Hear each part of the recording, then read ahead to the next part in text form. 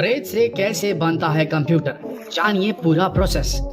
अरे भाई मजाक कर रहे हो क्या? रेत से कहाँ से कंप्यूटर बनने लगा? आए? क्या आपको भी ऐसे ही लग रहा है? हमें भी ऐसे ही लगा था, लेकिन जब थोड़ी रिसर्च की तब पता चला कि यार रेत से तो कंप्यूटर बनता है, रेत ही से कंप्यूटर बनता है और किसी से नहीं।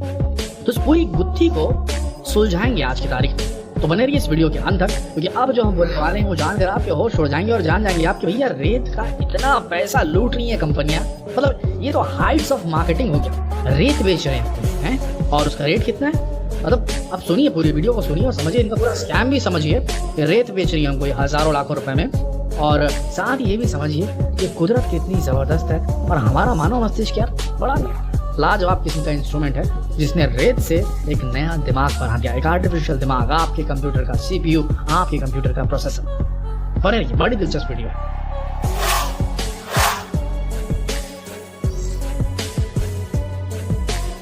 दरअसल जो सारे गैजेट्स होते हैं, यानी कि आपके laptop, desktop, smart TV, smartphone, सभी चीजों में जितने भी गैजेट्स होते हैं उनमें लगा होता है प्रोसेसर, तो आप जानते हैं। और इस प्रोसेसर को बनाया जाता है रेत से। जी हाँ, प्रोसेसर होता है कंप्यूटर का दिमाग और इसमें लगती है रेत। दोस्तों, प्रोसेसर है जिसके बिना कंप्यूटर या स्मार्टफोन ऑपरेट नहीं हो सकते। दरअसल प्रोसेसर एक खास किस्म की सिलिकॉन चिप होती है जो कंप्यूटर, मोबाइल, लैपटॉप या टैबलेट्स में लगी होती है।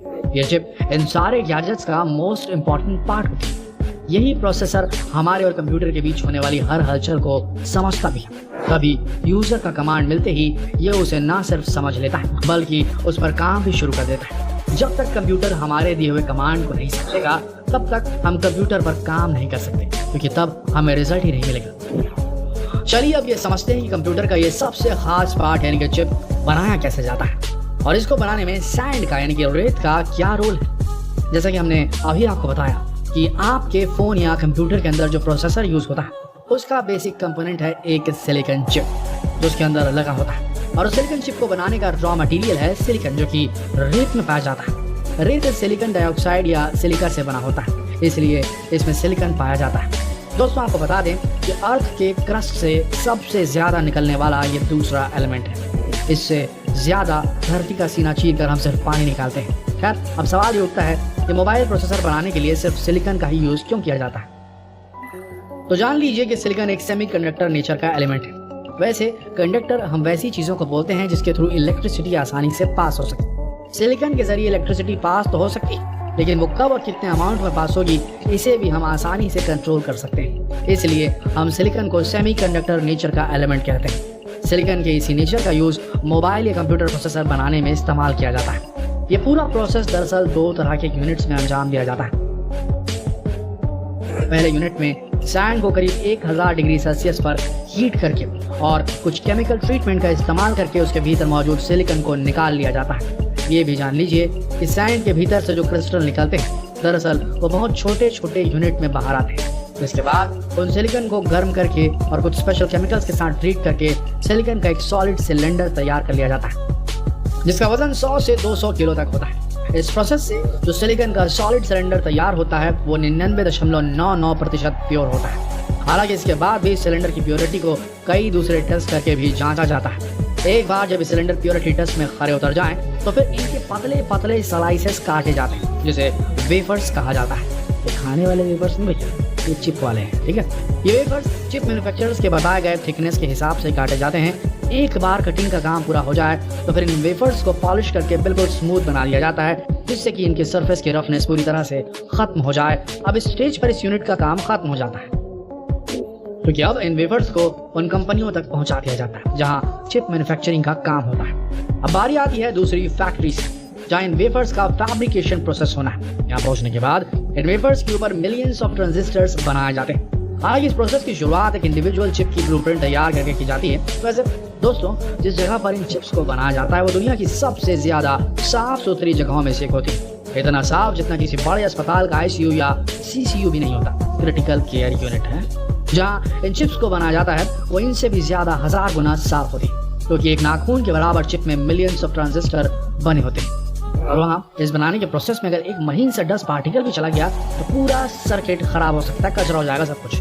अब इसी जगह फाइनली शुरू होता है वेफर्स को चिप में बदलने का प्रोसेस।